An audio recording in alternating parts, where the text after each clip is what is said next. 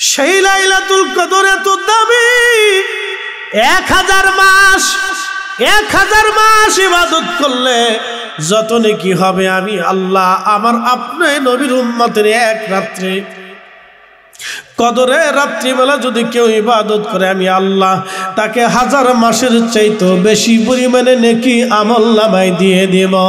চিৎকার মেরে জোরে বলা যাবে কি মারহাবা। এটা কি মুসা নবীর উম্মত হলে এই মর্যাদা হতো না? ঈসা নবীর উম্মত হলে এই মর্যাদা হতো না? সুলাইমান নবীর উম্মত হলে এই মর্যাদা আমরা পেতাম না? অন্য কোন নবীর উম্মত হলে এই মর্যাদা আমাদের নসিব হতো না? শুধু আখিরি নবীর উম্মত হওয়ার কারণে এই মর্যাদা আল্লাহ দিয়ে দিয়েছেন।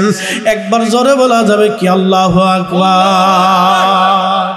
প্রিয় নবী বললেন, ও আমার সাহাবীরা, কিয়ামতের ময়দানে ওই লোকটা নিকৃষ্ট হবে যার কাছে কোনো জানজাকারী আসে।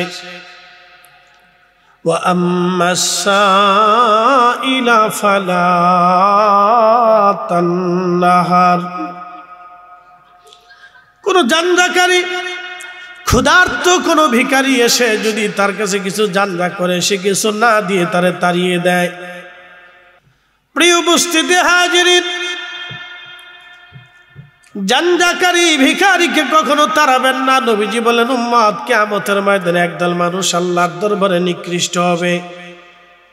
আল্লাহর দরবারের সামনে তারা দাঁড়াবে, তাদের মুখের মধ্যে কোনো গোশত থাকবে না। আল্লাহ তাদের মুখ থেকে গোশতগুলি উঠিয়ে নিয়ে চলে যাবে। তাদের বিকট চেহারা হবে, ভয়ঙ্কর দেখতে মনে হবে। আল্লাহর নবী বলেন, এরা দুনিয়াতে জানজাকারী ভিখারিকে তাড়ায় দিত, অভাবীকে খাদ্য দিত না, ধমক দিয়ে তাড়ায় দিত। তারা কিয়ামতের ময়দানে নিকৃষ্ট হবে, আল্লাহর দরবারে বড় নিকৃষ্ট হবে। এই জন্য কখনো কোনো ভিখারিকে ধমক দিবেন না, তাড়াবেন না। হাজিরিন, আমি এক মুক্তাসার আপনাদের সামনে অনেক গুরুত্বপূর্ণ কথাগুলি আপনাদের সামনে তুলে ধরলাম। বলে কারণ কি, এই কথাগুলি বুঝের কথা, যেগুলি বুঝলে নিলে মানলে আমাদের জীবনে কাজে লাগবে। কারণ আমরা একদিন আল্লাহর দরবারে প্রত্যাবর্তন করব, আমরা আল্লাহর কাছে ফিরে চলে যাব। দুনিয়াতে থাকার আর কোনো সুযোগ নাই, অবশ্যই আমরা ফিরে চলে যাব, আল্লাহর দরবারে চলে যাব। থাকতে পারবো না, থাকার সুযোগ নাই, কখনো সুযোগ নাই। আগে যারা ছিল সব মাটির নিচে চলে গেল, আমরাও মাটির নিচে চলে যাব। আবার আমাদের রব মাটির ভিতর থেকে আমাদেরকে আবার উঠাবে। ওয়া ইদাল কুবুর বুসিরাত, কবর উদ্বেলিত হবে। কবর থেকে মানুষ উঠে উঠে দৌড়ায় হাসরের ময়দানের দিকে দৌড়াইতে থাকবে। এমন ভাবে তারা দৌড়াবে, আল্লাহ বলেন, ওয়ায়াকুনুন নাসু কাল ফারাশিল মাবসুস ওয়া তাকুনুল জিবালু কাল ইহনিল মানফুস। আমার রব বললেন, সেই দিন বিক্ষিপ্ত পতঙ্গের মতো মানুষগুলি দৌড়াইতে থাকবে। বিক্ষিপ্ত পতঙ্গরা যেইভাবে একজন আর একটা দৌড়াইতে থাকে, পালাইতে থাকে, ওইভাবে কিয়ামতের ময়দানে মানুষগুলি দৌড়াইতে থাকবে। 3 জায়গা ছেলে মেয়েকে ভুলে যাবে, মেয়ে ছেলেকে ভুলবে, সন্তান বাবাকে ভুলবে, বাবা সন্তান ভুলে যাবে, মা বেটাকে বলবে, বেটা মাকে ভুলে যাবে, স্বামী স্ত্রীকে বলবে, স্ত্রী স্বামীকে ভুলে যাবে। 3 জায়গা 3 জায়গা 3 জায়গা। 1 নম্বর জায়গা হলো মিজানের পাল্লা। সবাই সবাইকে বলে যাবে, কেউ কারো কথা মনে রাখবে না। 2 নম্বর জায়গা হচ্ছে ডান হাত বাম হাতে আমলনামায়। 3 নম্বর ফুলসিরাতের ঘাটে কেউ কারো কথা মনে রাখবে না। সবাই সবাইকে আল্লাহর নবী ডাক দিয়ে বলেন, ও আমার উম্মত, তোমরা শুনে নাও, এই 3টা জায়গা তোমরা আমাকে খুঁজে পাবা। আমার একটা উম্মত যদি জাহান্নামে না যায়, আমি 3টা জায়গায় উম্মতের জন্য পাহারা দিতে থাকবো। একবার জোরে বলা যাবে কি মারহাবা। ওয়ালতাকুম মিনকুম উম্মাতুন ইয়াদউনা ইলাল খায়রি ওয়া ইয়ামুরুনা বিল মা'রুফি ওয়া ইয়ানহাউনা আনিল মুনকার। রব্বুল আলামিন কুরআনুল কারীমের ভিতরে আমার আল্লাহ বললেন, আমার বান্দারা শোনো, কিয়ামত পর্যন্ত আমার বান্দাদের ভিতরে এক জামাত বান্দা থাকবে যারা মানুষদেরকে আল্লাহর দিকে ডাকতে থাকবে, আল্লাহর দিকে ডাকতে থাকবে, আল্লাহর দিকে ডাকতে থাকবে। একবার জোরে বলা যাবে কে মারহাবা। বন্ধুগণ আমার, বলছিলাম আমরা আল্লাহর কাছে ফিরে চলে যাব। ওয়া ইন্না ইলাইহি রাজিউন, আমরা আল্লাহর দরবারে ফিরে চলে যাব। কখনো আর ফিরে আসারও কোনো আর সুযোগ নাই। একবার চলে গেলে আর আসার কোনো সুযোগ নাই, এবং একবার চলে গেলে দুনিয়াতে থাকারও আর কোনো সুযোগ নাই। আমরা ছিলাম আল্লাহর কাছে, আমরা পৃথিবীতে আসলাম, তার আগে রুহের জগতে ছিলাম। ওখান থেকে আলমুর রেহেম থেকে আল্লাহ আলমে আরোহা থেকে আল্লাহ আলমুর রেহেমে নিয়ে আসলেন। আলমুর রেহেম থেকে আলমুর দুনিয়াতে, আলমুর দুনিয়া থেকে আমার আল্লাহ আলমুল বারজাখের ভিতরে আমার আল্লাহ নিয়ে যাবে। এরপরে আলমে আখিরার ভিতরে আমার আল্লাহ দাঁড়া করাবে। যে কথা বলছিলাম অনন্ত যুগের জন্য আমরা রওনা করব। আল্লাহ কোরআনে বললেন, আমার বান্দারা তোমরা শুনে রাখো, ইন্নাল্লাযীনা আমানু ওয়া আমিলুস সলিহাতি উলাইকা হুম খায়রুল বারিয়া। নিশ্চয় যারা ঈমান আনলো এবং তদনুযায়ী আমল করলো, আমার আল্লাহ বললেন আমার তারা দুনিয়ার মধ্যে, তামাম জগতের মধ্যে তারা সেরা। আল্লাহ বলেন, জাযাউহুম ইনদা রাব্বিহিম জান্নাতু আদনিন তাজরি মিন তাহতিহাল আনহার খালিদিনা ফিহা আবাদা। আমার রব আমার আল্লাহ বললেন, আমি তাদের জন্য উত্তম একটা জাযা দিব, একটা পুরস্কার আমি আল্লাহ দিব। বলে কি পুরস্কার? আল্লাহ বলেন, একটা জান্নাত আমি তাদেরকে উপহার দেব।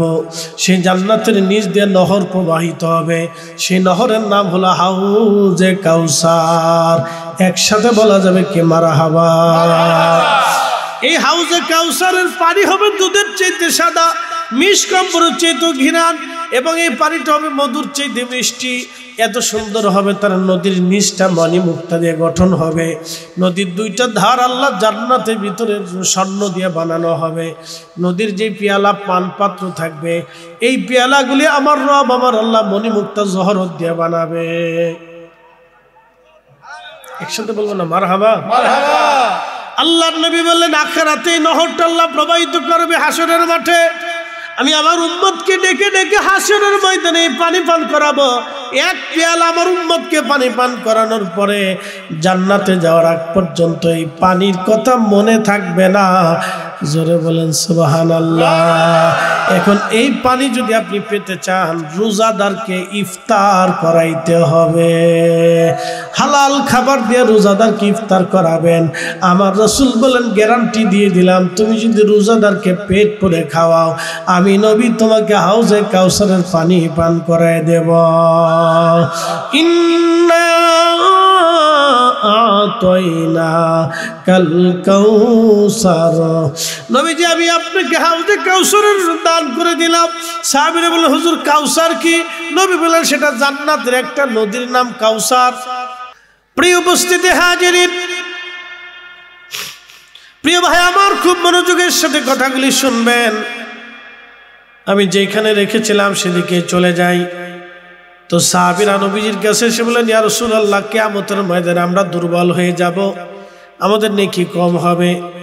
নবীজি চিন্তায় পড়ে গেলেন, পেরেশানির মধ্যে পড়ে গেলেন, মনটা খারাপ হয়ে গেল। সাথে সাথে আল্লাহ দেরি করেন নাই। আমার রব আমার আল্লাহ মেহবুবকে খুশি করার জন্য, কারণ মেহবুব, একসাথে বলেন কি? মেহবুব। জোরে বলেন জোরে বলেন মেহবুব। মেহবুব আপনাদের আমাদের যে কত দাম, এটা আমি ভাষায় প্রকাশ করতে পারবো না। এই জন্য এই উম্মতের ওলিরা জায়নামাজ পানির উপর বিছাই দিয়েছে, পানি ডুবাইতে সাহস করে নাই।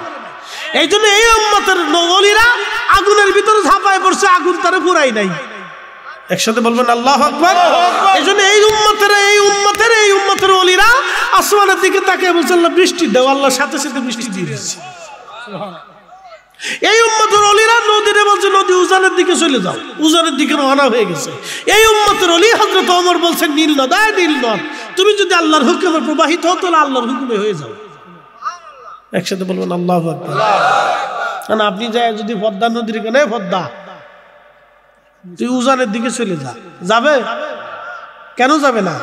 বলে আপনি ওইভাবে আল্লাহ তার রাসূলকে খুশি করতে পারেন না। এই জন্য আমরা করতে পারি নাই বিধায় ওলিদের কাছে যাই। আর আমরা হয়ে গেছি এখন মাজার পূজারি, পীর পূজারি। এই কথা কর না, আমরা পারি না দেখেই তো ওলিদের কাছে যাই। ওটা শিখার জন্য ওলিদের কাছে যাই, ওটা জানার জন্য ওলিদের কাছে যাই। যদি নিজে নিজে জানতাম তাহলে তার যাওয়ার দরকার ছিল না। যদি আপনি সবই নিজে নিজে বুঝতেন তাহলে একটু বসার দরকার ছিল না। কি কথা ঠিক আছে না ভাই? নিজে নিজে যদি সবই বুঝতেন তাহলে তো সবই দুনিয়া বুঝতেন, মাস্টারও দরকার ছিল না। অঙ্ক বুঝলে তাহলে অঙ্কের টিচারের কাছে যাওয়ার দরকার ছিল না। ইংরেজি যদি বুঝতেন তাহলে ইংলিশ টিচারের কাছে যাওয়ার দরকার ছিল না। তাহলে মাদ্রাসা, মসজিদ, মক্তব, বিশ্ববিদ্যালয় কোনো কিছু আপনার যাওয়ার দরকার ছিল না। আপনি নিজেই সব জানতাম। তো ঠিক তখনই মেহবুবকে খুশি করার জন্য আল্লাহ আয়াত নাযিল করলেন, ইন্না আনসালনাহু ফি লাইলাতিল কদর ওয়া মা আদরাকা মা লাইলাতুল কদর লাইলাতুল কদরি খায়রুম মিন আলফি শাহর। একসাথে জোরে বলা যাবে কি মারহাবা। নবী, আমি কোরআন শরীফ লাইলাতুল কদরের রাত্রিবেলা নাজিল করেছি। ওয়া মা আদরাকা মা লাইলাতুল কদর। নবী গো, লাইলাতুল কদর কি আপনি জানেননি? লাইলাতুল কদরি খায়রুম মিন আলফি শাহর। সেই লাইলাতুল কদর এত দামি, 1000 মাস, 1000 মাস ইবাদত করলে যত নেকি হবে আমি আল্লাহ আমার আপনার নবীর উম্মতের এক রাত্রে কদরে রাত্রিবেলা যদি কেউ ইবাদত করে আমি আল্লাহ তাকে 1000 মাসের চাইতে বেশি পরিমাণে নেকি আমল নামায় দিয়ে দেব। চিৎকার মেরে জোরে বলা যাবে কি মারহাবা। এটা কি মুসা নবীর উম্মত হলে এই মর্যাদা হতো না? ঈসা নবীর উম্মত হলে এই মর্যাদা হতো না? সুলাইমান নবীর উম্মত হলে এই মর্যাদা আমরা পেতাম না? অন্য কোন নবীর উম্মত হলে এই মর্যাদা আমাদের নসিব হতো না? শুধু আখিরি নবীর উম্মত হওয়ার কারণে এই মর্যাদা আল্লাহ দিয়ে দিয়েছেন। একবার জোরে বলা যাবে কি আল্লাহু আকবার। প্রিয় উপস্থিতি হাজিরিন, খুব মনোযোগের সাথে কথাগুলি শুনে যাবে না। যদিও আমি জানি আমার কথা সবাই নেবে না, সবাই মানবে না।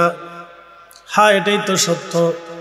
মানুষ সবসময় ভালো কাজ থেকে দূরে থাকে, নিকৃষ্ট কাজের দিকে মন বারবার ঝুঁকে চলে যায়। সবার মন মন্দ প্রবণ, সমস্ত মানুষের দিল মন্দ প্রবণ। মন্দ প্রবণ বলছেন খারাপ কাজের দিকে ঝুঁকে যায়। সবার দিল খারাপ কাজের দিকে ঝুঁকে যায়, সবার দিলের দিকে ঝুঁকতে থাকে। মন্দ কাজ প্রবণ মানুষ জাতি। উৎকৃষ্ট প্রবণতা মানুষের দিলে খুব কম, এই জন্য মন্দর দিকে মানুষ ঝুঁকে যায়।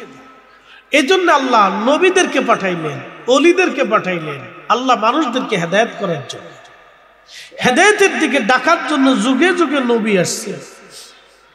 রিসালাতের দরজা বন্ধ হওয়ার পরে বেলায়েতের দরজা চালু হওয়ার কারণে অলিরা আসছে মানুষদেরকে বোঝানোর জন্য। আল্লাহ কোরআনে আরো বলে দিলেন, আল্লাহুম্মা সাল্লি আলা সাইয়্যিদিনা মাওলানা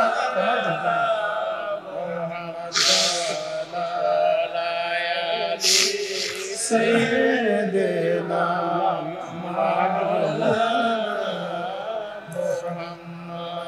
তুমি আল্লাহর প্যারা হাবিব, তোমার তুলনা নাই কেউ আর, তোমার মতো আকাশ ভ্রমণ করেনি কোন পয়গম্বর। আল্লাহুম্মা সাল্লি আলা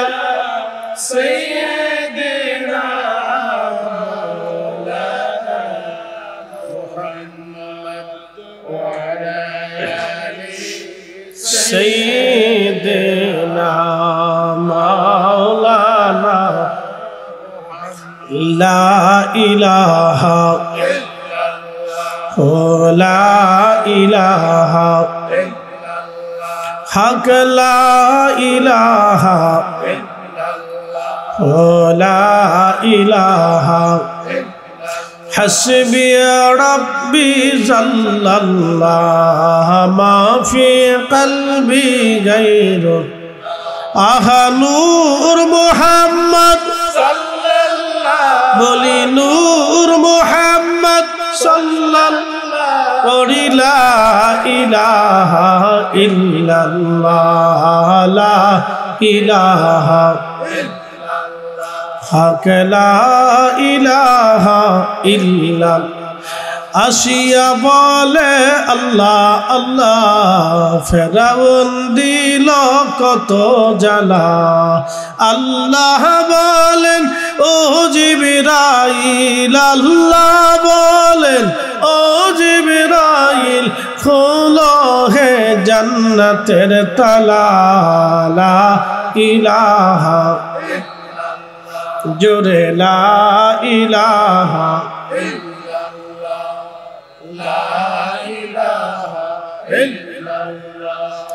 لا إله لا إله إلا الله محمد رسول الله صلى الله عليه وسلم একসাথে কেন মারহাবা মারহাবা কিসের নদী জান্নাতের নদীর নাম কাউসার জান্নাতের নদীর নাম কাউসার এই হাউজে কাউসারের পানি দিয়ে আমার আল্লাহ হযরত হানজালা রাদিয়াল্লাহু আনহু দুনিয়াতে গোসল করেছিলেন সুবহানাল্লাহ পৃথিবীতে একজন ব্যক্তি যিনি দুনিয়া থেকে আল্লাহর ফেরেশতারা আসমানে নিয়ে হাউজে কাউসারের পানি দিয়ে আল্লাহ তার গোসল দিয়েছিল না একসাথে বলেন আল্লাহু আকবার আল্লাহু আকবার কি কারণ কারণটা কি বলেন এবার সে একাধারে 40 বছর নামাজ পড়ছিল একাধারে 40 বছর রোজা রাখছিল একাধারে 40 বছর এই হক হালাল মতো চলছিল এগুলি কারণে না আমি বলতেছি এগুলো গুণ ভালো কাজ আল্লাহর দেওয়া উত্তম কাজ কিন্তু বিশেষ কারণটা ছিল আল্লাহর রাসূলকে মহব্বত করে বিনা গোসলে ফরজ গোসল বাদ দিয়ে নাপাকি জুনুবি হালতে তিনি উহুদের প্রান্তরে যাইয়া আল্লাহ রাসূলের ইশকে শহীদ হয়ে যাওয়ার কারণে আল্লাহ তারে এত মর্যাদা দিল যে গোসলুল মালায়েকা বানায় দিল দুনিয়া থেকে আল্লাহ হাউজে কাউসারের পানি দিয়ে গোসল করাইলো একসাথে বলবেন আল্লাহু আকবার তাহলে ইশকে রাসূলের দাম কত বলে ইশকে রাসূলের মর্তবা কত মর্যাদা কত যদি ইশকে রাসূলের এই মর্যাদা হয় তাহলে যার ইশকে এত মর্যাদা হলো তার দাম কত আল্লাহু আকবার এজন্য ঈসা রূহুল্লাহ আল্লাহকে বলেন আল্লাহ আমার ওই নবীর উম্মত বানাই দাও উম্মতের এত দাম তাই উম্মত বানাও নবীর দরকার নেই একসাথে বলবেন আল্লাহু আকবার কি বানাই দাও উম্মত বানাই দাও উম্মত বানাও উম্মতের এত দাম তো উম্মত বানাই দাও আল্লাহ উম্মতের এত দাম তো উম্মত বানাও উম্মত মেলায় মেলায় ঘুরে উম্মত ঠেলায় ঠেলায় ঘুরে উম্মত সুদে সুদে ঘুরে উম্মত ঘুষে ঘুষে ঘুরে উম্মত আকাম্মে আবান্দা বাদাম্মে করে উম্মত জুতা চুরি করে উম্মত গরু চুরি করে উম্মত অন্য ডাকাতি করে উম্মত খুন খারাপি করে কথা কন না ঠিক কিনা এগুলি থেকে আমাদেরকে ফিরে আসতে হবে এগুলি থেকে আমাদের আমি জোরে কথা বলতে কষ্ট হচ্ছে আমার গলার ভিতরে আমার এই ব্যথা গোশত ফুলে গেছে কি রোগ কয় এটা বেশি ঠান্ডা লাগলে এটা হয় আর কি তো টনসিলের সাথে ভিতরে গোশ ফুলে গেছে এই জন্য বেশি মাখরাজ দিলে ব্যথা করতেছে আর কি তো যাই হোক আল্লাহর ইচ্ছা তাহলে সার্ভিস একবার কম দিবেন না ভয় নেই অসুস্থ যাই হোক তাতে কি হয়েছে অসুস্থ যিনি করেন সুস্থই তিনি বানান কথা ঠিক আছে না তা আল্লাহর দেওয়া গলা তো আমি বানাইনি আমি বানাইছি এই কণ্ঠকে আমি বানাইতে পারবো উনি দিছে তো ওনার কাজে খরচা করেছে শেষ দিছে তো উনি তো যতদিন উনি রাখবে ততদিন গাইতে থাকবে থাকবে না গাবো না, শেষ। কি কথা ঠিক আছে না ভাই? যতদিন আসে ততদিন গাইতে থাকবে, শেষ হয়ে গেল। তোমারটা উনি দিছে, কিয়ামতের ময়দানে আল্লাহ জিজ্ঞেস করে তুমি কোন কাজে খরচা করছো? আল্লাহ সুর টুর দিয়ে কোরআন তেলাওয়াত করছিলাম, তোমার রাসূলের নাত গাইছিলাম, সুর টুর দিয়ে ওয়াজ করছিলাম, আল্লাহ সুর দিছিলে, এই সুর একটু কাজে লাগাইছি, গান টান গাই দিয়ে ঢোল তবলা বাইনি নিয়ে ওয়াজ নসিহত করছিলাম আল্লাহ। তো যদি মাফ সাপ কিছু আল্লাহ দয়া করে করে, তা আল্লাহ তো দয়া করবেই, দয়ার আশা নিয়েই তো বসে দিছি। কি কথা কন থাকে? قل يا عبادي الذين اسرفوا على أنفسهم لا تقنطوا من رحمة الله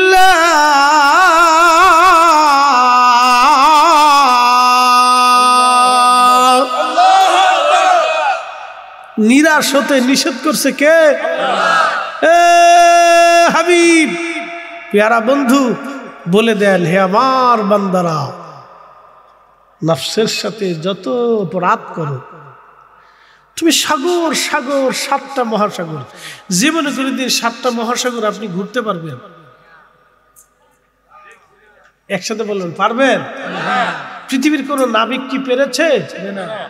সাগরের পর সাগরও যদি গুনাহ হয়ে যায়, 7টা আসমান আর 7 জমিনের যত ফাঁকা জায়গা আছে, এটা কি আপনি কোনোদিন ঘুরে আসতে পারবেন? 7 আসমান 7 জায়গার ভিতরে যত গুনাহ আছে তাও যদি ভরে যায়, বান্দা লা তাকনাতু মির রাহমাতিল্লাহ, আমার রহমত থেকে তুমি নিরাশ হও না। না, এর চেয়ে বড় সুসংবাদ আমার এই উম্মতের জন্য আর নাই তো, এটা সবচেয়ে বড় সুসংবাদ। একসাথে বলেন আল্লাহু আকবার। অনেক বড় সুসংবাদ, অন্য উম্মতকে আল্লাহ এত বড় সুসংবাদ দেয়নি, আল্লাহু আকবার, আমাদেরকে আল্লাহ সুসংবাদ দিচ্ছে। এরপর আল্লাহ বলেন, ইন্নাল্লাহা ইয়াগফিরু যুনুবা জামিআ, আল্লাহু আকবার।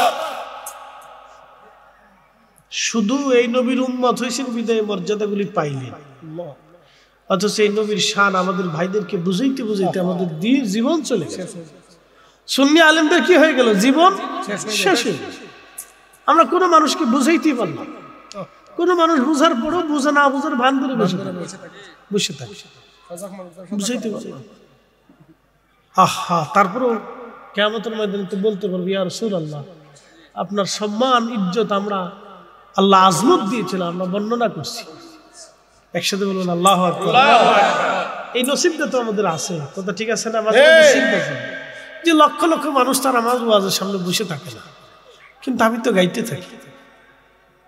কিয়ামতের ময়দানে তো আল্লাহর কাছে বলতে পারবো, আল্লাহ তোমার মেহবুবের শান, মেহবুব বুঝেননি আপনারা?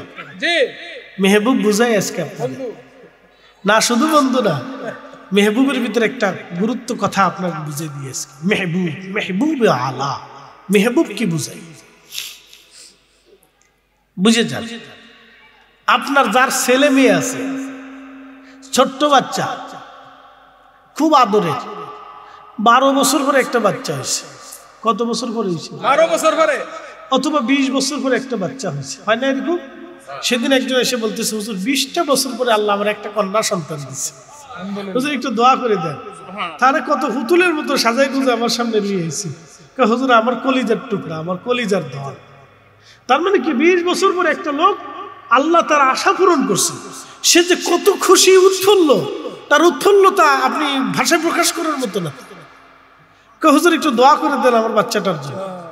তো দেখলাম যে বাবা কত আনন্দিত, তো বাবা যদি এত আনন্দিত তো মা তো আরো খুশি। তো এই বাচ্চাটা হলো ওই বাবা মার মেহবুব, এই বাচ্চাটা হলো ওই বাবা মার মেহবুব। এই বাচ্চা কানলে বাবার কলিজায় ব্যথা করে, এই বাচ্চার অসুস্থ হলে মা পাগল পারা হয়ে যায়, কথা ঠিক আছে কিনা? কারণ কি মেহবুব, একসাথে বলেন কি? জোরে বলেন কি? বাচ্চা যা চায় বাবা মা তাই দেয়, বাচ্চারা না চাইতে সাজাই গুজায়। আমার নবী হচ্ছে আল্লাহর মেহবুব, নবী চাওয়ার আগে আল্লাহ তার রাসূলকে উম্মতকে দিয়ে দিয়েছে। এই যে না বলবেন বুঝবো কি বল? নারে রিসালাত, ইয়া রাসূলুল্লাহ, নারে গাউসিয়া, ইয়া রাসূলুল্লাহ। মেহবুব বুঝাইতে পারছি আপনাকে? যদি না বুঝেন তাহলে বুঝাই দিই আরেকটু বুঝাই। রমজান আসতেছে না? আসতেছে। সাহাবা ইকরাম এসে বললেন, ইয়া রাসূলুল্লাহ, শুনছি আগের যুগের উম্মত বলে লম্বা লম্বা হায়াত পাইত, 400, 500, 800, 900 বছর ধরে তারা বাঁচত, 400 বছর ধরে নামাজ পড়তো, 400 বছর ধরে রোজা রাখতো, 400 বছর আল্লাহর জিহাদের পথে কাটাইতো। ইয়া রাসূলুল্লাহ, তাদের কত নেকি, আমরা হায়াত কম, নেকি কম, কিয়ামতের ময়দানে আমরা লজ্জিত হয়ে যাব। আমরা যেমন সবাই দুনিয়াতে কে কত বাড়ি, সুন্দর বাড়ি বানাবো এই চিন্তা করি, কথা ঠিক আছে না ভাই? বক্তা শ্রোতা যাই বলে, আমাদের সবার চিন্তা হলো সুন্দর একটা বাড়ি বানাবো, কি কথা ঠিক আছে না? সুন্দর একটা গাড়ি কিনবো, সুন্দর একটা বাড়ি হবে, বাচ্চা কাচ্চা নিয়ে আনন্দিত থাকবো। আর সাহাবায়ে কিরামের চিন্তা হইতো কিয়ামতের ময়দানে কত নেকি নিয়ে যাবে। আল্লাহু আকবার। না হয় না, আরো জোরে বলে। সাহাবায়ে কিরামের চিন্তা ছিল কিয়ামতে কত নেকি নিয়ে যাব, আর আমরা কিয়ামতের ময়দানে আল্লাহ রাসূলকে কিভাবে খুশি করে যাব, আল্লাহ তার রাসূলকে কিভাবে খুশি করব, খুশি করার জন্য সাহাবারা প্রতিযোগিতা করত। আর আমরা সবাই মিলে হচ্ছিল দুনিয়া কিভাবে খুশি করব, দুনিয়ারে কিভাবে খুশি করব, আমরা সবাই এই জন্য প্রতিযোগিতা করি। ঠিক, আমাদের সাহাবীদের ভিতরে তফাৎ হলো এইটা। সাহাবীরা আল্লাহ পাওয়ার জন্য, রাসূল পাওয়ার জন্য চেষ্টা করত, প্রতিযোগিতা করত, আর আমরা দুনিয়া পাওয়ার জন্য প্রতিযোগিতা করি। কথা ঠিক আছে না? আমাদের সবার প্রতিযোগিতা এটা, সবার প্রতিযোগিতা এটা। এই জন্য সাহাবা ইকরাম থেকে আমাদের আকাশ তফাল ডিফারেন্স। এই জন্য আল্লাহ নবী বলেন, আমার উম্মত আল্লাহ আল্লাহ ফিয়া সাহাবি, আল্লাহ আল্লাহ ফিয়া সাহাবি, তোমরা আমার সাহাবীদের ব্যাপারে আল্লাহকে ভয় করো, আল্লাহকে ভয় করো। লা তাত্তাখিদুহুম গারাদাম মিন বাদি, আমার ইন্তেকালের পরে আমার সাহাবীদের ভুল ত্রুটি বের করে, ত্রুটি বিচ্যুতি খুঁজে এনে সমালোচনা করবা না। সুবহানাল্লাহ, একসাথে বলবেন আল্লাহু আকবার। আচ্ছা বলেন, সাহাবীরা কি মাসুম? না, সাহাবীরা মাহফুজ। একসাথে বল মারহাবা। আবু বকর সিদ্দিক কি জন্মগত মুসলমান? নেই, কথা কর না কেন? আবু বকর সিদ্দিক, ওমর, উসমান, আলী, তালহা, জুবাইর, আব্দুর রহমান ইবনে সাদ বিন ওয়াক্কাস, আবু উবাইদা ইবনে জাররা, আশারে মুবাশশারা, খুলাফায়ে রাশিদিন, কেউ জন্মগত মুসলমান না, সবাই আগে অমুসলিম ছিলেন। শুধু আলী রাদিয়াল্লাহু আনহু 10 বছর বয়সে তিনি কালেমা পড়েছেন। তিনার ব্যাপারটা একটু ভিন্ন। তিনার ব্যাপারটা কি ভিন্ন? তিনি 10 বছরেই কালেমা পড়ছেন। আল্লাহর নবী এবং আম্মাজান খাদিজা যে সময় কাবাতে নামাজ পড়তেন, তখন আলী ডান পাশে দাঁড়াইতেন। বয়স 10। একসাথে বলুন মারহাবা। বয়স কত? বয়স কত? বয়স কত? এজন্য কেউ যদি বলে আলী মদ খাইতো, এটা ভুল কথা। দুনিয়ার সারাবি, খারাবি, হারামি, নাফাকি, ফাসিকি সমস্ত কর্মকাণ্ড থেকে আল্লাহ আলীকে মুক্ত রেখেছিল। কারণ আলীর সাথে ফাতেমার বিয়ে হবে, আর আলী আর ফাতেমার দুইজনের রক্তে নচলে আল্লাহ 2টা সন্তান পাঠাবেন। একটা সন্তানের নাম হবে হাসান, আর একটা সন্তানের নাম হবে হুসাইন। হাসান আর হুসাইন হবে সাইয়্যিদু শাবাবি ফি আহলিল জান্নাহ, জান্নাতের যুবকদের সর্দার। এদের দুইজনের রক্ত ধারণ যে পৃথিবীতে অসংখ্য ওলিয়া উলিয়া, আতকিয়া, নুজাবা, উলামা, ফুদাল আসবে, এবং শেষ সময় ইমাম মাহদীকে আল্লাহ তাদের নসলে পাঠাবে। রক্তপাত। একসাথে বলেন কি পাক? রক্তপাত। জোরে বলেন কি পাক? রক্তপাত। জোরে বলেন কি পাক? রক্তপাত। রক্তপাক হয়ে আসছে। রক্তপাত। ছোট্ট করে পরিসংখ্যান দিলাম আপনাদের, তো খুব মনোযোগ দিবেন। কোন সাহাবী জন্মগত মুসলমান না, কিছু মাত্র ছাড়া, বাদ বাকি অধিক সাহাবী তারা আগে অমুসলিম ছিলেন। কেউ প্রতিমার সামনে মাথা নত করছে, কেউ পুতুল সেজদা দিছে, কেউ মানুষ হত্যা করছে, কেউ কন্যা সন্তান জীবন্ত কবর দিছে। কিন্তু রাসূলের দরবারে আইসে তারা কি হয়ে গেছে? শ্রেষ্ঠ। একসাথে বলেন মারহাবা। এই জন্য তাদের ত্রুটি বিচ্যুতি বের করে এনে সমালোচনা করা আল্লাহর নবী নিষেধ করে দিয়ে গেছে। কারণ তারা রাসূলের ছাত্র, তাদের সমালোচনা করা মানে নবীর সমালোচনা করা। কথা ঠিক কিনা? তাদেরকে কষ্ট দেওয়া মানে নবীকে কষ্ট দেওয়া। এটাই হলো আহলে সুন্নাত ওয়াল জামাতের আকীদা।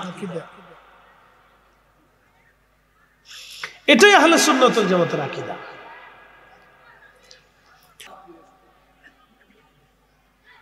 আপনি বুঝেন তো রসুলের দাম কত, ইয়া রাব্বি, তার মর্যাদা কত, তার শান কত, আমি কি করে বর্ণনা করে শেষ করব।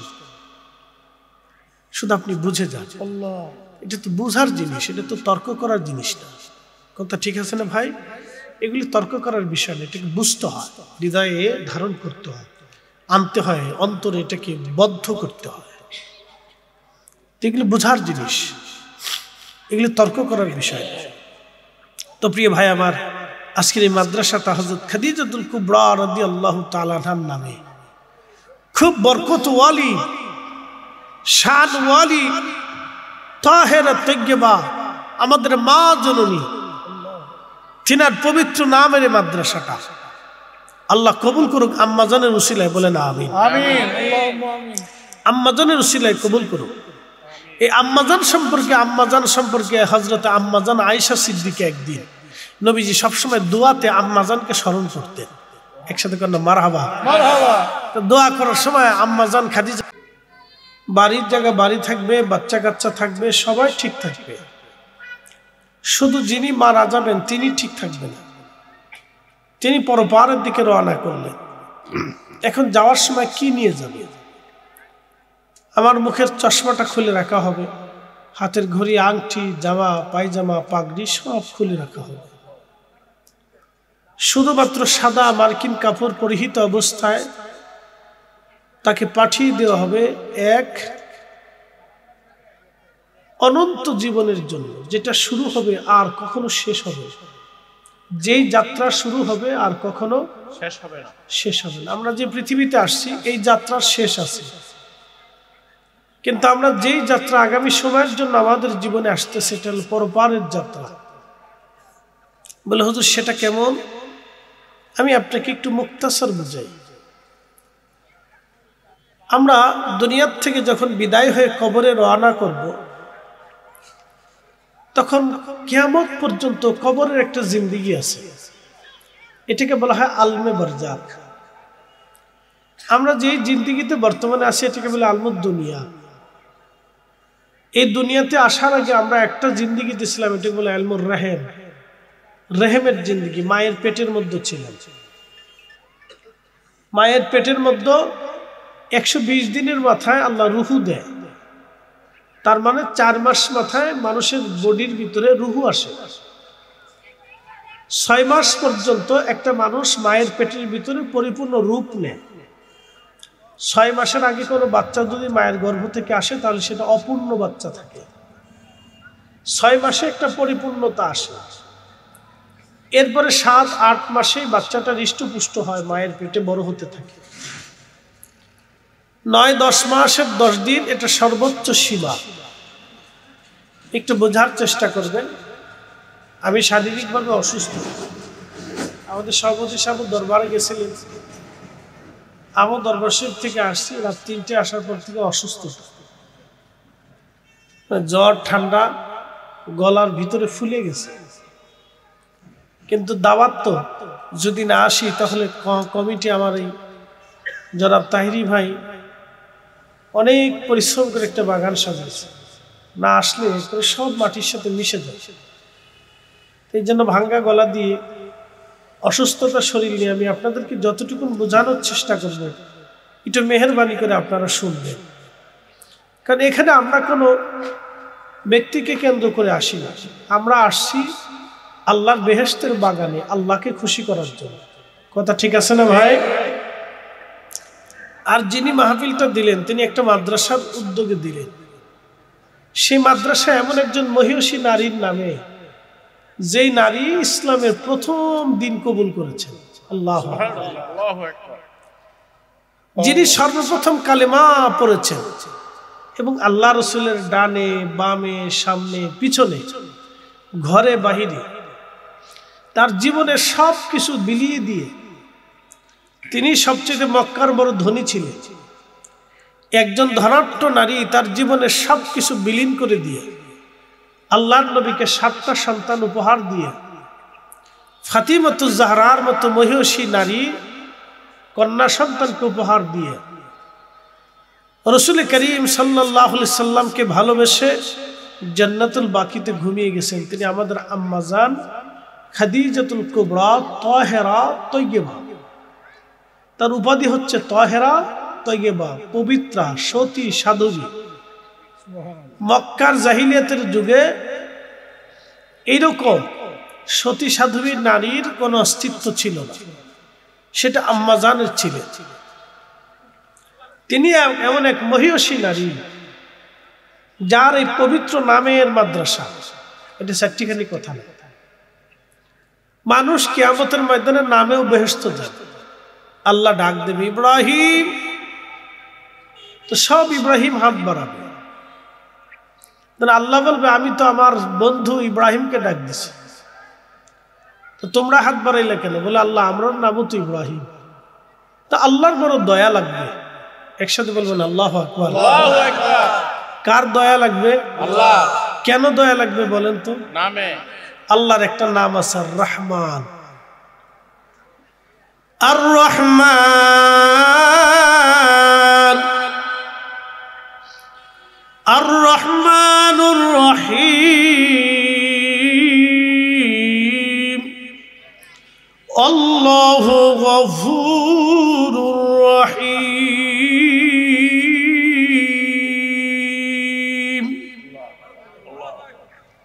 মূলত দয়াবানকে আল্লাহ। তা না হলে আমরা যে গুনাহ করি, এই গুনার কোনো রাস্তা আছে? এখানে সভাপতি মহোদয় উপস্থিত আছেন, অনেক মুরব্বী বাবাজিরা আছে, বলতে লজ্জা করে, তারপরও বলি। এক ভদ্র মহিলা আমাকে একদিন ফোন দিয়ে বললেন, হুজুর একটা কষ্টে পড়ে ফোন দিছি, ক্ষমা করবেন। আমি বললাম বলেন, কি বলতে চান? তো বলতেছে আমার স্বামী তার আপন সৎ বোনের মেয়ের সাথে জেনা করে, আমি কি থাকবো না চলে যাব? কি বুঝলেন আপনি? পৃথিবী আছে? পৃথিবী নাই। পৃথিবীর কত নিকৃষ্ট কাজ মানুষ করে তার হিসাব কষে দিতে পারবো না।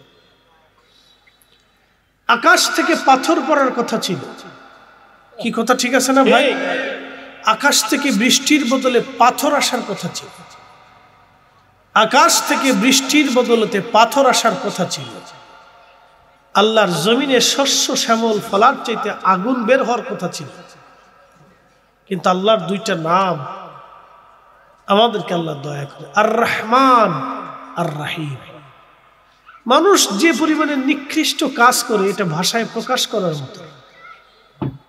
মানুষ এত নিকৃষ্ট কাজ করে যেগুলি শুনলে আপনার গা শিহরে উঠবে, যেগুলি মানুষ কি করে করতে পারে, এই কাজগুলি মানুষ কি করে করতে পারে, সেই কাজ মানুষে করে। সুলাইমান আলাইহিস সালামের জমানাতে বৃষ্টি নেই, তো বৃষ্টির অভাবে উম্মত এসে বলল, ইয়া ওগো নবী, বৃষ্টির অভাবে আমাদের খুব কষ্ট হচ্ছে, তা আপনি একটু দোয়া করে দেন। সুলাইমান আলাইহিস সালাম বর্তমান যে ফিলিস্তিন দেখতেছেন, এটা ছিল ওনার রাজধানী। তো ফিলিস্তিনিদেরকে বললেন, তাহলে তোমরা আসো, আমরা নামাজে দাঁড়াই, সলাতুল ইস্তিসকা পড়ি, দেখি আল্লাহ বৃষ্টি দেয় কিনা। তো দিন তারিখ নির্দিষ্ট করে সবাইকে নিয়ে রওনা করছে। তো ধরেন এরকম বিরাট একটা মাঠের মধ্যে আসবে, তো এমন সময় সুলাইমান আলাইহিস সালাম দেখে একটা ব্যাঙ তার দুই পায়ের উপরে ভর দিয়ে তার সামনের দুইটা হাত আল্লাহর দরবারে বাড়াইয়া কান দেওয়ার বলে, আল্লাহ তুমি আমাদেরকে মাখলুক বানাইছো, পানি ছাড়া চলতে পারি না, তুমি সৃষ্টি করছো। আল্লাহ বহুদিন বৃষ্টি হয় না, পানির বড় অভাব, আল্লাহ তুমি বৃষ্টি দাও, আল্লাহ তুমি বৃষ্টি দাও, আল্লাহ তুমি বৃষ্টি দাও। এইভাবে ব্যাঙ তার শব্দ করে করে আমরা শুনি ঘরাত ঘরাত ঘরাত ঘরাত শব্দ হয়। আসলে ঘরাত ঘরাত শব্দ করে না, সে আল্লাহকে ডাকতে থাকে। একসাথে বলবেন আল্লাহু আকবার। কি মনে হয় মোরগ যখন রাত 3টার সময় ডাক দেয়, মোরগে 3টার সময় কেন ডাক দিবে? তো মোরগের খাইয়ে কি কাম পেয়েছে? মোরগে রাত 3টার সময় কেন ডাক দেবে?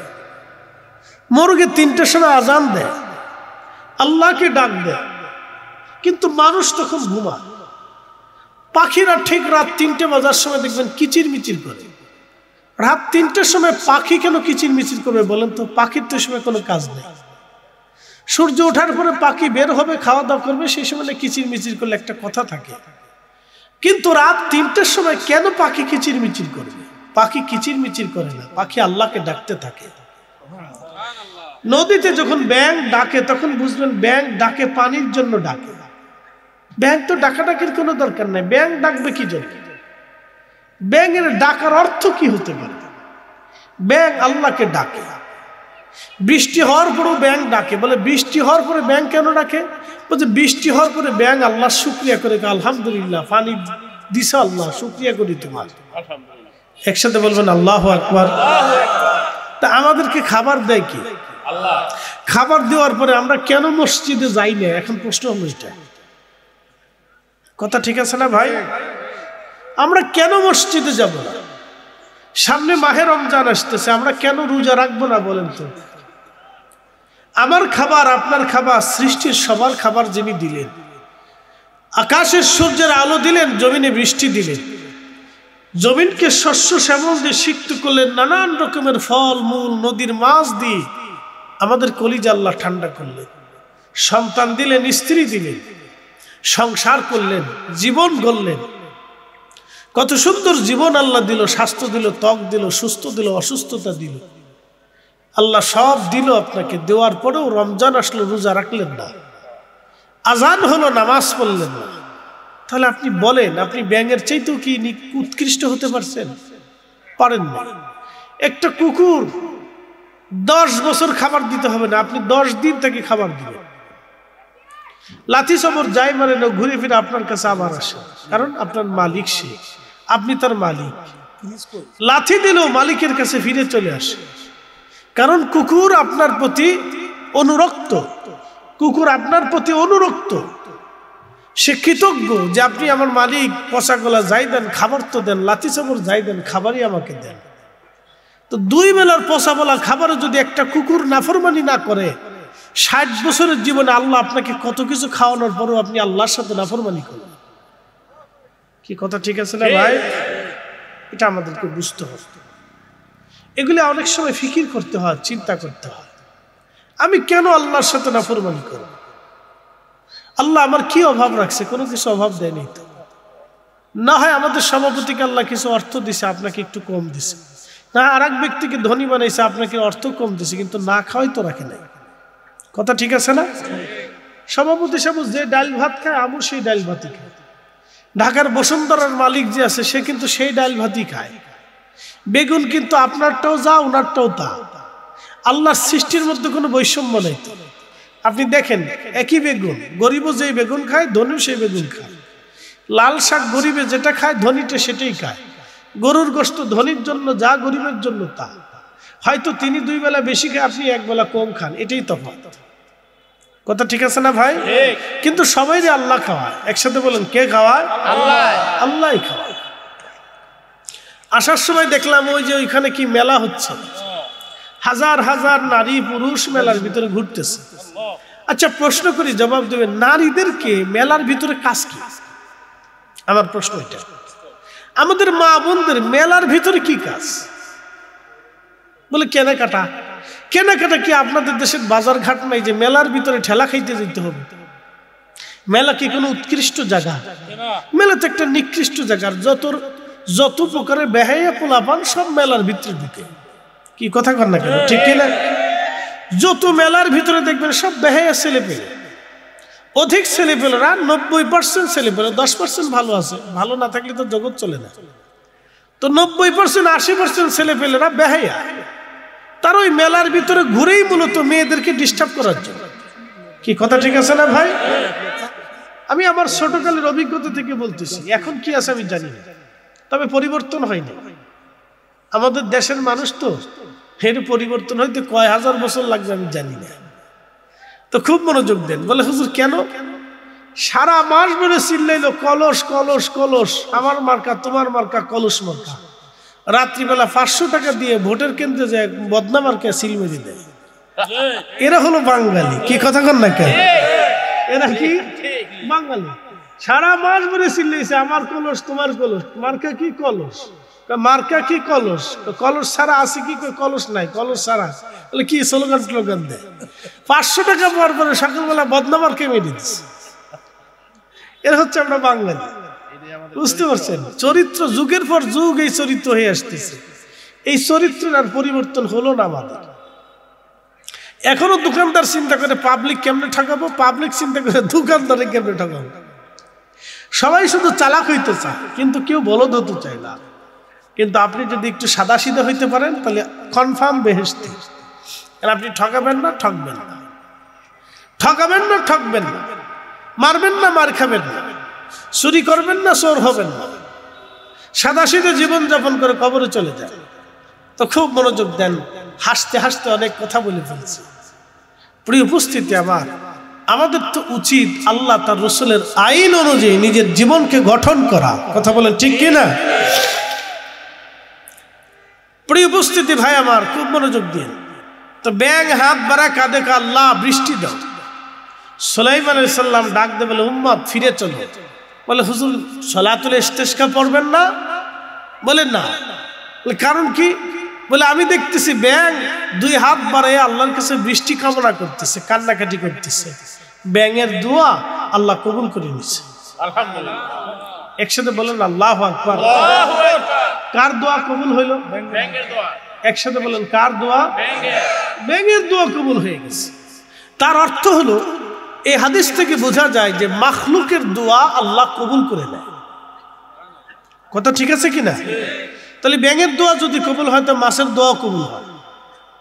মাছের দোয়া যদি কবুল হয় তো গরু ছাগলের দোয়াও কবুল হয়ে যায়। এই জন্য অন্যায় ভাবে গরু পিটাবেন না, ছাগল মারবেন না, কুকুর মারবেন না, কষ্ট দিবেন না প্রাণীগুলিকে। আল্লাহর নবী বললেন, এক মহিলা নামাজি ছিল, সহিহ বুখারীতে হাদিস আছে। সে তার বাড়ির একটা বিড়াল ছিল, বিড়াল ছানারে খাবার দিত না, বেঁধে রাখত। তো খাবার না দিতে দিতে দিতে দিতে ক্ষুধার্ত অবস্থায় বিড়ালটা মারা গেল। তো সারা জীবনের আমলটা জলাঞ্জলি হয়ে এই মহিলাকে আল্লাহ জাহান্নামী বানাই দিলেন, শুধু আল্লাহর এক মাখলুককে কষ্ট দেওয়ার জন্য। আপনি বুঝেন, যদি বিড়ালকে কষ্ট দেওয়ার জন্য একজন লোক জাহান্নামে যায়, তাহলে মানুষকে মানুষ কষ্ট দিলে কি হবে আপনি বলেন? কি কথা ঠিক আছে না? এই জন্য সুফিদের কাছে, ওলিদের কাছে পৃথিবীর সব মানুষ নিরাপদ ছিল। এই জন্য ওলিদের কাছে হিন্দু যাইতো, বৌদ্ধ যাইতো, খ্রিস্টান যাইতো, নাস্তিক যাইতো, নাসারা যাইতো, ইয়াহুদি যাইতো, সব বর্ণ ধর্মের মানুষ ওলিদের কাছে যাইয়া শান্তি পাইতো। কথা কন নাকি ঠিক কিনা? ওলিরা সবাই আশ্রয় দিত, এর নাম সুফি। এই জন্য আমরা আহলে সুন্নাত ওয়াল জামাতের অনুসারী যারা আছি, আমরা এই দাঙ্গামা হাঙ্গামা মারামারি কাটাকাটি, এই কুবাকুবি, এই অশান্তি বিশৃঙ্খলে আমরা বিশ্বাসী না। কি কথা কন না কেন? ঠিক আছে না ভাই? আমরা শান্তিতে বিশ্বাসী। আমরা মানুষদেরকে আল্লাহ রসুলের প্রেমের দিকে ডাকি।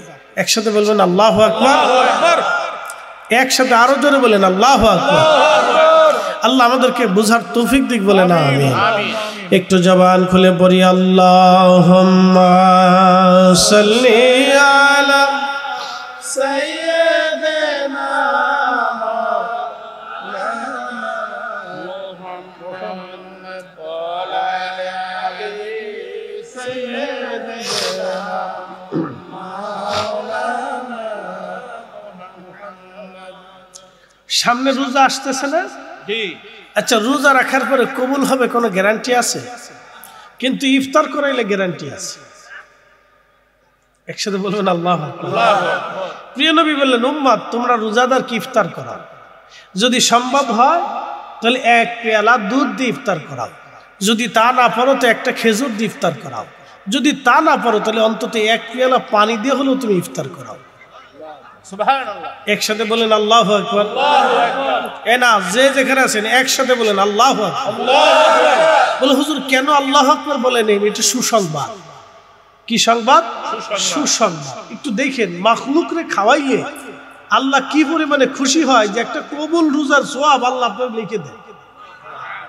অথচ সারাদিন রোজা রাখছেন, কবুল হয়েছে কিনা কোনো গ্যারান্টি। কিন্তু বান্দারে খাওয়াইছেন, আপনার খাওয়াটা কবুল হয়ে গেল। শুধু খাওয়া কবুল হয় নাই, রোজারে আল্লাহ কবুল করাইয়া, আপনার রোজা হোক বা না হোক, যারে খাওয়াইছেন তার রোজা হোক বা না হোক, শুধু খাওয়ানোর কারণে একজন খাওয়াইলে 1 রোজা, 100 জন খাওয়াইলে 100 রোজা, 1000 জন খাওয়াইলে 1000 রোজা, 10,000 লোক খাওয়াইলে 10,000 রোজা, 1 লক্ষ মানুষ খাওয়াইলে 1 লক্ষ রোজার সওয়াব। আল্লাহর নবী আরো বললেন, উম্মত যার সামর্থ্য আছে সে যদি আমার রোজাদার উম্মতকে পেট পুড়ে খাওয়ায়, আনন্দ চিত্ত, তার সন্তুষ্ট চিত্ত করে তারা খাওয়ায়, আছে না ভাই? আপনারা খাওয়ান না? সন্তুষ্ট করে তারা খুব আদরের সাথে খাওয়ায়। আল্লাহর নবী বললেন, তাহলে তোমরা একটা গ্যারান্টি নিয়ে যাও, আমি রাসূল তোমাকে ওয়াদা করলাম, তুমি আমার উম্মত রোজাদার উম্মতকে যদি পেট পুড়ে তুমি যদি তাকে মহব্বত করে খাওয়াইতে পারো, তাহলে আমি রাসূল তোমাকে গ্যারান্টি দিলাম, হাসরের ময়দানে আমি তোমাকে হাউজে কাউসারের পানি পান করাই দেব। সুবহানাল্লাহ। আস্তে হয়ে গেল না? জোরে বলেন। কিসের পানি? হাউজে কাউসারের পানি ছাড়া হাসরে কোনো পানি থাকবে না। আর ওই পানির কাছে যাইতে হলে আপনাকে অবশ্যই নবীজির সিলমোহর নিয়ে যেতে হবে। নবীর ইজাজত ছাড়া, সন্তুষ্টি ছাড়া ওই পানির কাছে যাওয়ার কোনো সুযোগ নাই। তার বলে আপনি চিন্তা করেন যে রোজাদারকে খাওয়ানোর বরকত কত। আর আমাদের দেশের ভাই সাহেবরা খালি ফতোয়া মারতেছে যে এটা বেদাত, বেদাত, খাওয়াও না বেদাত, আমরা মিলাদের পরে খাওয়াইলে বেদাত, ফাতিহার পরে খাওয়াইলে বেদাত, মাহফিলের পরে খাওয়াইলে বেদাত, মিলাদুন নবীর মাহফিলে তাবারক করলে কই সিন্নির লোভে যায়, এরা জিলাফির আশিক, এরা নবীর আশিক না, আমরা জিলাফির আশিক বানিয়েছে। নিজে খাওয়াইতে পারো না সেই ব্যাপারে ফতোয়া নাই, আর আমরা খাওয়াইলে তখন ফতোয়া দাও। তার মানে বোঝা গেল এগুলি শয়তানি ছাড়া অন্য কিছু না। কথা বলেন ঠিক কি না? কথা ক্লিয়ার না ভেজাল আছে? ক্লিয়ার, একবারে ক্লিয়ার কথা। আপনাকে শুধু একটা বরকত শোনাইলাম যে মানুষকে খাওয়ানোর একটা বরকত শুনে যাও।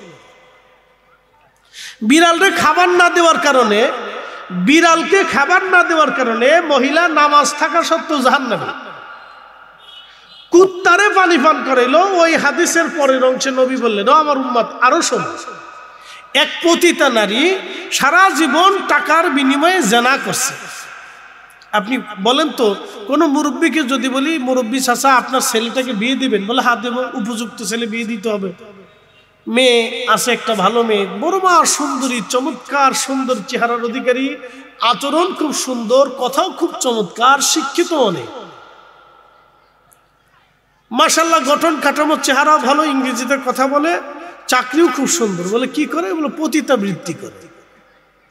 কোন বাবা তার ছেলেরে এই মেয়ের সাথে বিয়ে দিবে? তার সংসারে এই মেয়ে আনবে? আনবে।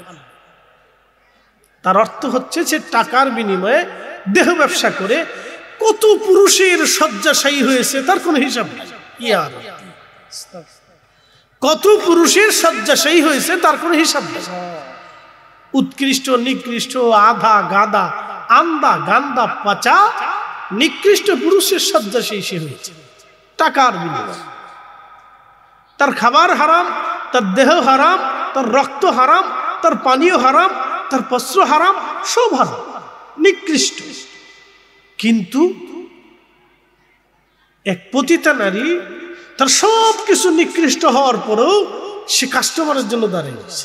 তো দেখে কুকুর পানির তৃষ্ণায় জিহ্বা লালি হাঁপি হাঁপি হাঁপি হাঁপি যাচ্ছে। তো পতিতা নারীর অন্তরে দয়া লাগবে, খুব ভালো করে বুঝে যাবে, পতিতা নারীর অন্তরে দয়া লাগবে। তো দয়া লাগার পরে সে চিন্তা করলো, আহা, একটা কুকুর পানির তৃষ্ণায় তার বড় কষ্ট হচ্ছে। এই পতিতা নারী তার পায়ের চামড়ার মোজাটার সাথে রশি দিয়ে বেঁধে কুয়ার ভিতর থেকে পানি উঠাইয়া কুকুরকে পানি পান করায়। কুকুরের অন্তর তৃষ্ণ হলো, কুকুরটাকে তার ভিতরেও নাপাক বাইরেও নাপাক। এই পাত্রে যদি কুকুর মুখ দেয় তাহলে অন্তত 7 বার মাটি দিয়ে ধৌত করতে হবে, সাবান দিয়ে ধুলে হবে না, ভীম পাউডার দিয়ে ধুলে হবে না, আপনি দামি স্যাভলন দিয়ে ধুলেও হবে না, আপনাকে মাটি দিয়ে ধুতে হবে। কি দিয়া? মাটি দিয়া। কি দিয়া? মাটি দিয়া। কি দিয়া? মাটি দিয়া। মাটি ছাড়া পরিষ্কার হবে না। তাহলে কুত্তার বিষ্ঠা, কুত্তার লালা কত নিকৃষ্ট একটু চিন্তা করে। সেই কুকুরকে পানি পান করাইলো, কিন্তু কুকুর লালা অপবিত্র, কিন্তু সৃষ্টিকার আল্লাহ। সৃষ্টিকার আল্লাহ, আল্লাহ সৃষ্টি করছে। সৃষ্টি তো আল্লাহ, আল্লাহ তো আমাদের জন্য সৃষ্টি করছে। একটা কুকুরকে পানি পান করানোর জন্য আল্লাহর নবী বললেন আল্লাহর বড় দয়া লাগলো। আল্লাহ তার সারা জীবনের নাপাকি, শারাবি, খারামি, জেনা, হারামির কাজ সব গুনাহকে আল্লাহ মাফ করে দিয়ে পতিতা নারীকে আল্লাহ বেহেশতি বানাই দিলেন। আসতে হয়ে গেল না? জোরে বলবেন। মাফ করলো কে? এখন যদি প্রশ্ন করে যে আল্লাহ তুমি কে মাফ করলো, কোনো প্রশ্ন হবে না, কারণ যিনি সৃষ্টি করছেন তিনি মাফ করে দিচ্ছেন।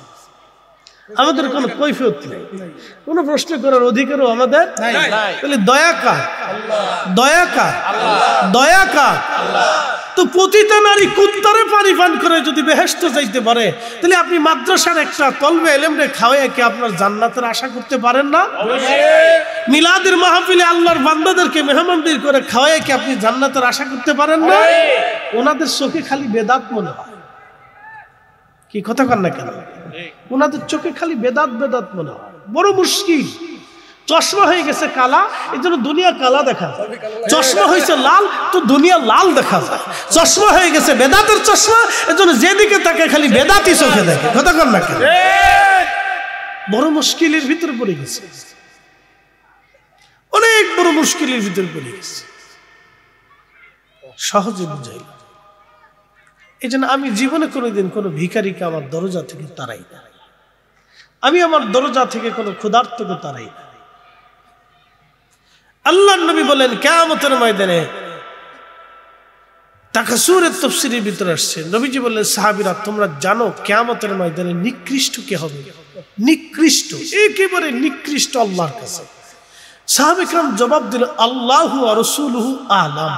আল্লাহ জানে, নবী জানে, আল্লাহ জানে, নবী জানে। একসাথে বলবেন না মারহাবা? কে জানে? আল্লাহ রাসূল। তারপরে একসাথে বলেন কে জানে? আল্লাহ জানে। তারপরে কে জানে? রাসূল। কে জানে? আল্লাহ জানে। তারপরে আমাদের নবী জানে। একসাথে বলেন মারহাবা। আমরা যখন বলি নবী জানে তখন আমরা বেদাতি। কি কথা ঠিক আছে না ভাই? অথচ 1,25,000 সাহাবী আল্লাহু ওয়া রাসূলুহু আলাম, 1,25,000 সাহাবী সবাই বলতো আল্লাহ জানে, নবী জানে। কোন সাহাবী শিরকি হলো না, বেদাতি হইল না। আমরা সুন্নিরা তাদের কাছে বেদাতি হয়ে গেছি। কি আশ্চর্য! পাগলের প্রলাপ। আমরা বেদাতি বলে আমরা ধর্মকর্ম কিছু বুঝি না, আমরা দিন ধর্ম কিচ্ছু জানি না, আমরা শরীয়ত সম্পর্কে অজ্ঞ, শিরিক বেদাত কিছু বুঝি সুঝি না। যত সব খালি ওনরা বুঝে। ইয়া রাব্বি, আল্লাহ জাতি থেকে আমাদেরকে হেফাজত করুক আর ভাইদেরকে হেদায়েত করুক। সকলে বলে না আমিন। আমরা তাদেরকে গালি দিতে পারবো না, দোয়া করতে পারি। কথা ঠিক আছে না ভাই? আমরা আমাদের ভাইদের জন্য কি করি? দোয়া করি। আল্লাহ তাদেরকে সাহাবীদের বুঝের মতো বুঝ দিই, আমরাও সাহাবীদের মতো বুঝ আল্লাহ আমাদের এশকে রাসূল দিয়ে আমাদের কলিজা যেন আল্লাহ জিন্দা বানাই দিক। বলেন আমিন। আল্লাহু ওয়া রাসূলুহু আলাম। আল্লাহ জানে, নবী জানে। যারা বলেন আল্লাহ জানে, নবী জানে। একসাথে বলেন না মারহাবা। কত সহজ কথা।